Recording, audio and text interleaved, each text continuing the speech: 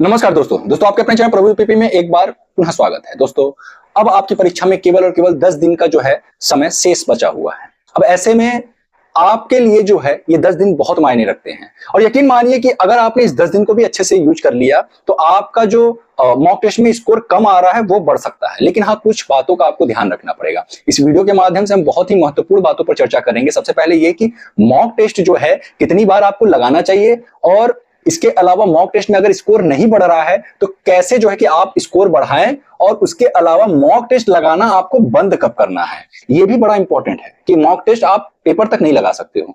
Paper के कुछ दिन पहले आपको जो है मॉक टेस्ट लगाना बंद करना पड़ेगा, लेकिन कब करना है वो भी मैं बताऊंगा। परेशान ना हो, वीडियो के अंत तक बने रहे, क्योंकि अगर इस वीडियो को आपने मिस किया तो यकीनन मैं बता रहा हूं कि फिर समस्याएं पैदा हो जाएंगी। और इस वीडियो को अगर आप अंत तक देखते हैं तो आपकी बहुत सारी समस्याओं का समाधान इस वीडियो में मौजूद है। दोस्तों सबसे पहले बात करते हैं कि मॉक टेस्ट कितनी बार लगाना चाहिए। ठीक है, पहला चीज ये आता है तो मॉक टेस्ट अब आपको जो है रोजाना लगाना है। रोजाना आपको जो है एक मॉक टेस्ट आपको लगाने हैं। अब आप कहेंगे सर इतना तो टाइम ही नहीं है मेरे पास। ठीक है, तो देखिए अब आपको परीक्षा तक कम से कम 10 घंटे की पढ़ाई आपको करनी है। ये मैं कम से कम बता रहा हूं भैया, ज्यादा ज्यादा 12 घंटे कर लो, 14 घंटे कर लो। अब ये जो 10 घंटे की पढ़ाई है आपने 2 घंटे जो है मॉक टेस्ट में दे दिया। 2 घंटे आपने मॉक टेस्ट में दे दिया और मैं मान लेता हूं कि 1 घंटा जो है 1 घंटा इसके एनालिसिस में चला जाता है। ठीक है, 1 घंटा इसके एनालिसिस में चला गया। कितना बचा आपके पास? 7 घंटे बचे। कितने बचे आपके पास? 7 घंटे बचे। इन 7 घंटों में आपने ये जो मॉक टेस्ट लगाया है, जो जो टॉपिक आपका प्रश्न जो है नहीं हो रहा है जिस जिस टॉपिक से, उस टॉपिक को आपको पढ़ना है। या फिर बहुत सारे ऐसे भी बच्चे होते हैं कि टॉपिक वो पढ़े रहते हैं लेकिन क्वेश्चन जो है उनका थोड़ा सा कंफ्यूजन की वजह से गलत हो जाता है। तो आपको क्या करना है? उस टॉपिक का रिवीजन कर लेना है। ठीक है, समझ में आ रही मेरी बात? और बहुत सारे ऐसे नए भी टॉपिक होंगे जो कि आप नहीं पढ़े होंगे, तो आपको उनको जो है चाहे यूट्यूब पे सर्च करके पढ़ो, चाहे गूगल पे सर्च करके पढ़ो, चाहे फिर आप किसी किताब से पढ़ो, लेकिन आपको वो जो है टॉपिक पढ़ना है। तो ऐसा जब आप करोगे ना तो आप देखोगे कि सिलेबस अपने आप कवर हो जाएगा। सिलेबस को आपको अलग से जो है सिलेबस की पॉइंट्स जो है छाट छाट के नहीं पढ़ने पड़ेंगे, क्योंकि जो मॉक टेस्ट कोई भी प्रकाशन अगर बनाता है तो आपके सिलेबस के अकॉर्डिंग ही बनाता है। समझ आ रही मेरी बात? तो कहने का मतलब यह है रोजाना आपको एक मॉक टेस्ट देना है और उसके बाद 10 घंटे का तो भैया देखो, अगर सिलेक्शन लेना है ना तो अगर अभी आप 10 घंटे नहीं दे पा रहे हो तो सिलेक्शन आपको किसी भी हाल में नहीं मिलने वाला है। इतना आसान नहीं है कांस्टेबल बनना अब के समय में। पहले जो था छोड़ दो, अभी मैं वर्तमान समय की बात कर रहा हूं, क्योंकि इस बार कांस्टेबल के पेपर में यूपीएसआई की तैयारी करने वाले बच्चे भी बैठ रहे हैं। यह हकीकत है, क्योंकि यूपीएसआई की वैकेंसी अभी तक आई नहीं है। तो उनका कहना है कि भैया जो पहले सामने हो पहले उसको देख ले। और यकीन मानिए मुझे जो कॉल्स आ रहे हैं बच्चों के, उसमें ऐसे भी बच्चे हैं जो 115, 116, 117 क्वेश्चन सही कर रहे हैं और फिर भी परेशान है कि कैसे स्कोर बढ़ाएं।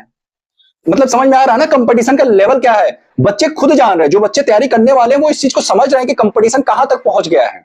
क्योंकि पिछले कुछ सालों से जो वैकेंसी की जो सूखापन है उसको देखते हुए मैं इस चीज को अनुभव कर पा रहा हूं कि कंपटीशन का लेवल दिन ब दिन बढ़ता चला जा रहा है। तो आपको जो है कंपटीशन अगर बीट करना है तो आपको मेहनत तो करना पड़ेगा। और 10 घंटे भाई, आपको 10 घंटे केवल 10 ही दिन तो देने हैं, उसके बाद करो ना मस्ती, कौन रोक रहा तुम्हें?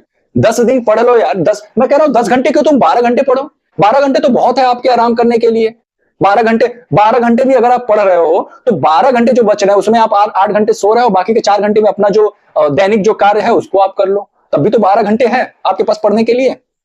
तो दोस्तों कहने का मतलब यह है कि मॉक टेस्ट आपको अब से डेली लगाना है। अभी मैं आगे बताऊंगा कि बंद कब करना है। ठीक है, अच्छा मॉक टेस्ट लगाना कैसे है ये भी सवाल होता है कि ऑनलाइन लगाए ऑफलाइन लगाए। तो भैया बार बार मैं कहता हूं कि आपको मॉक टेस्ट अब जो है ऑफलाइन लगाना है। और ध्यान रहे कि मॉक टेस्ट, बहुत लोग होते हैं कि ऑफलाइन केवल ऐसे टिक कर देते हैं पेपर पे, नहीं, ओएमआर भरने की भी प्रैक्टिस होनी चाहिए।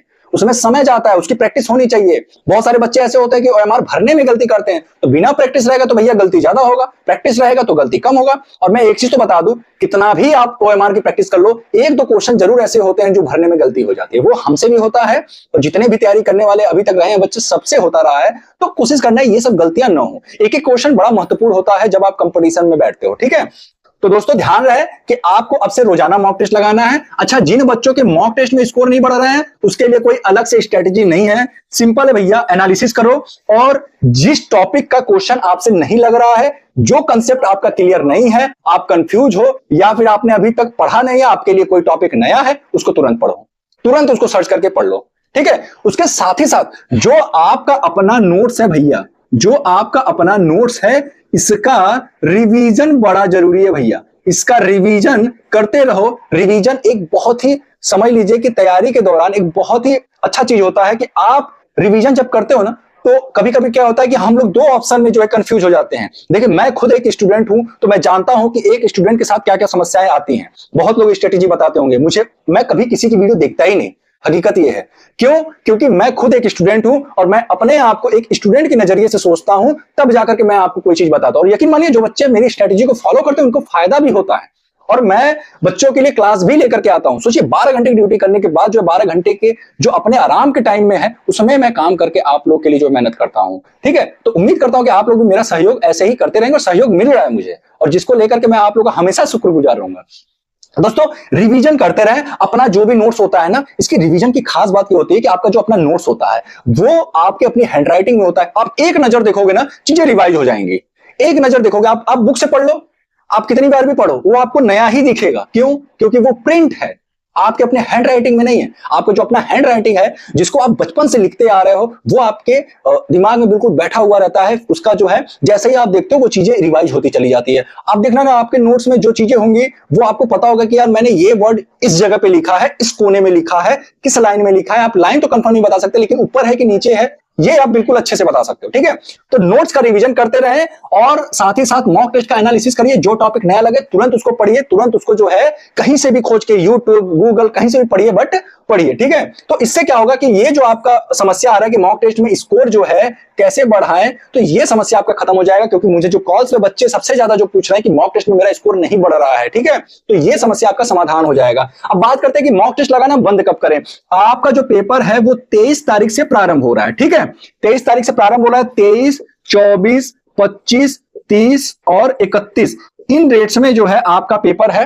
अब आपका पेपर इन डेट्स के किसी भी शिफ्ट में हो, ठीक है, आपका पेपर मान लीजिए अगर 23 को है तो 23 के 2 दिन पहले आपको मॉक टेस्ट लगाना बंद कर देना है। ठीक, आपका पेपर अगर 24 को है तो 24 के 2 दिन पहले मॉक टेस्ट लगाना बंद कर देना है। आपका पेपर अगर 25 को है तो 25 के 2 दिन पहले आपको मॉक टेस्ट लगाना बंद कर देना है। आपका पेपर अगर 30 को है तो 30 के 2 दिन पहले आपको मॉक टेस्ट लगाना बंद कर देना है।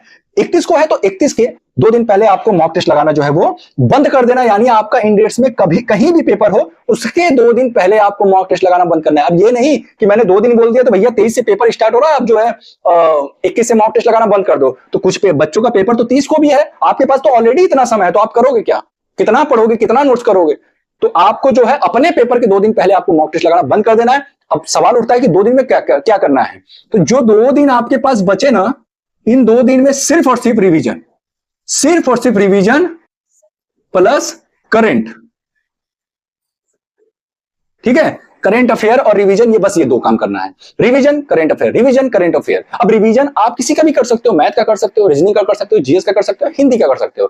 रिवीजन करना है, जो आपने पढ़ा है उसको रिवीजन करें ताकि उससे अगर प्रश्न आए तो वो जो है आपसे मिस न हो। तो यही स्ट्रेटेजी है, कोई अलग से कुछ आपको नहीं मैं बता दे रहा हूं कि जो है कि आप बस बिना पढ़े सिलेक्शन हो जाए। भैया पढ़ाई तो करना पड़ेगा, और 6 महीने में भी अगर जिस बच्चे ने नहीं तैयारी किया, भैया सिलेक्शन नहीं होने वाला। इतना आसान नहीं है कांस्टेबल बनना आज के समय में, पहले रहा होगा, ठीक है, लेकिन आज के समय में ना कांस्टेबल के लिए जितना कंपटीशन है, सच बता रहा हूं मैं कि आप विश्वास नहीं करोगे, बहुत सारे ऐसे बच्चे हैं 1 साल पहले वो सिलेबस कंप्लीट कर चुके हैं। तो मैं आपको डिमोटिवेट नहीं कर रहा, आपको मोटिवेट कर रहा हूं कि भैया आप और पढ़ो और मेहनत करो, सब कुछ त्याग के, सब कुछ छोड़ छाड़ के केवल पढ़ाई पे लगे रहो। तो दोस्तों उम्मीद करता हूं आप सब इस वीडियो के माध्यम से मोटिवेट हुए होंगे। जो मैंने स्ट्रेटजी बताया उसको आप फॉलो करेंगे, और यकीन मानिए जब आप फॉलो करेंगे तो आपका स्कोर 101% बढ़ेगा। तो दोस्तों फिर मिलते हैं किसी अन्य वीडियो के साथ, तब तक के लिए जय हिंद, जय